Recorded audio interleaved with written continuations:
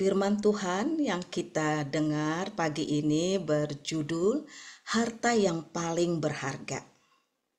Bagaimana hidup kita sebagai anak-anak Allah yang sudah berpindah posisi, yang tadinya menuju maut, sekarang kita dalam posisi hidup yang kekal. Ya, saya merefresh saudara-saudaraku, Bapak Ibu di ruangan ini. Kita semua sudah tahu ya, bukan karena kebaikan kita, kemampuan kita, kehebatan kita, usaha kita, atau kata firman Tuhan hasil pekerjaan kita masuk dalam hidup yang kekal. Efesus 2 ayat 8 katakan, sebab karena kasih karunia kamu diselamatkan oleh iman. Itu bukan hasil usahamu, tetapi pemberian Allah. Anugerah Allah itu disediakan bagi setiap orang, saudaraku. Anugerah keselamatan. Harganya itu telah lunas dibayar dengan darah dan pengorbanan Yesus, ya. Nah, bagaimana supaya anugerah keselamatan itu yang Tuhan sediakan secara cuma-cuma itu benar-benar menjadi milik kita? Saya refresh ya. Benar-benar menjadi milik kita. Kalau saya yakin saudaraku tahu Yohanes 3 ayat 16, karena begitu besar kasih Allah akan dunia ini sehingga ia telah mengaruniakan anaknya yang tunggal supaya setiap orang yang percaya kepada Yesus beroleh hidup kekal. Tidak binasa, tapi beroleh hidup kekal.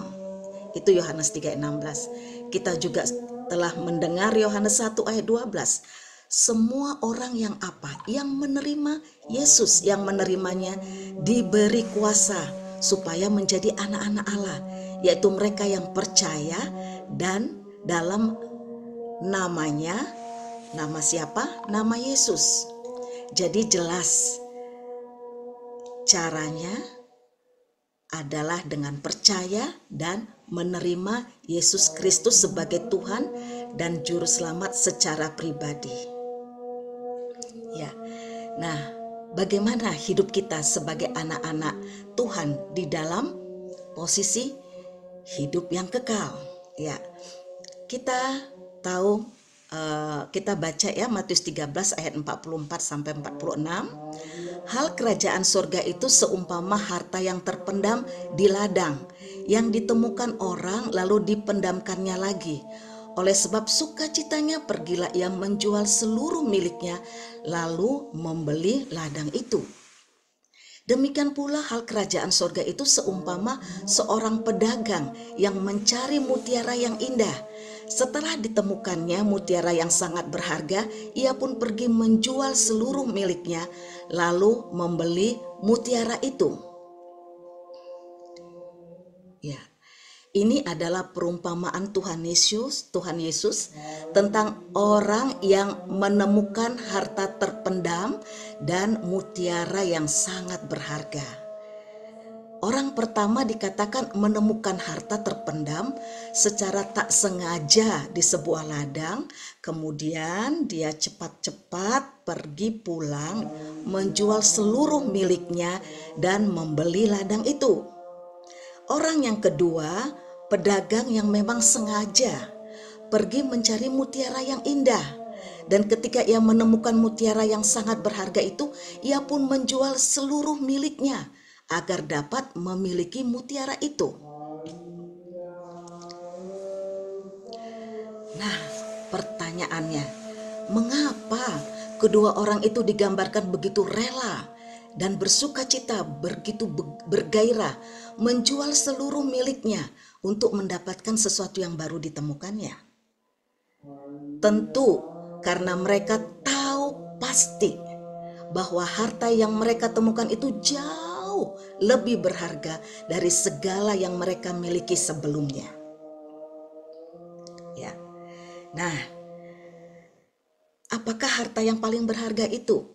Kalau kita baca dari prinsip harta oleh hamba Tuhan Randy Alcorn, dikatakan bahwa upah kekal itu harta ketiga kita. Ya.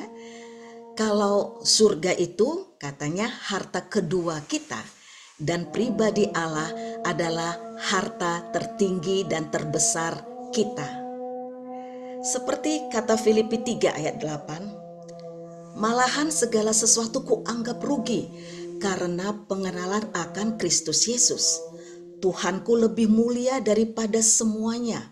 Oleh karena dialah aku telah melepaskan semuanya itu dan menganggapnya sampah supaya aku memperoleh Kristus. Harta termulia dan paling berharga yang sudah dijaminkan menjadi bagian kita adalah Tuhan Allah sendiri. Amin. Ya. Jika kita benar-benar memahami dan mengalami hal ini, hidup dalam jaminan keselamatan benar-benar akan mengubah hidup kita. Kita akan dipenuhi gairah dan sukacita besar luar biasa. Kita tak akan kenal lelah untuk lebih dan lebih lagi mengenal Dia, dan kita melepas apapun demi Dia. Jika kita sungguh-sungguh menyadari, mengenal dan mengasihi Yesus Kristus, Anak Allah telah mati agar kita dapat hidup, maka mempersembahkan seluruh hidup kita bagi kesenangan dan kemuliaan Allah adalah satu-satunya cara kita hidup dalam jaminan kekal itu.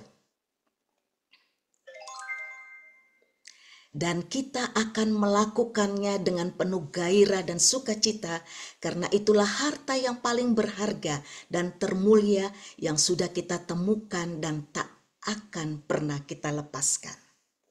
Iya, ada perenungan ketika kita mendengarkan firman supaya kita bisa mengaplikasikan firman ini.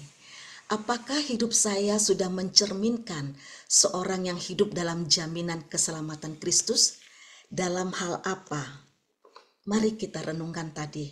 2 orang di dalam perumpamaan Tuhan Yesus. Yang seorang begitu tahu ada harta terpendam di ladang itu, dia pulang dan menjual seluruh miliknya. Sikap yang penuh sukacita karena menemukan harta yang terbesar dan terindah itu. Begitu juga seorang pedagang mutiara, dia pulang. Apa sikap kita?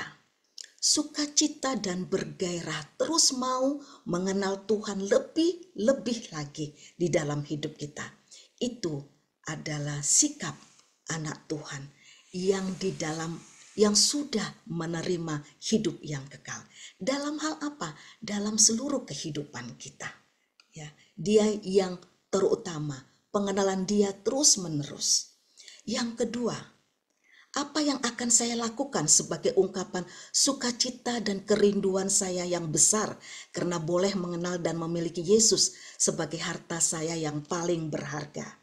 Persembahkan hidup bagi kesenangan dan kemuliaan Allah. Itu mengubah hidup kita. Dulu kita malas, sekarang rajin. Dulu kadang-kadang kita terlambat ke gereja, sekarang belajar untuk tidak terlambat. Dulu pada kebaktian mungkin kita main HP, tinggalkan dulu, dengar firman Tuhan. Ya, dulu kita belajar untuk menahan diri, tidak menggosip, mengubahkan hidup kita. Coba kita renungkan bagaimana kita hidup di dalam posisi menerima hidup yang kekal. Pasti mengubahkan hidup kita. Biarlah Roh Kudus yang menolong apa yang harus kita ubah. Dan Roh Kudus juga yang menolong kita untuk kita berubah. Harta yang paling berharga itu adalah Yesus sendiri.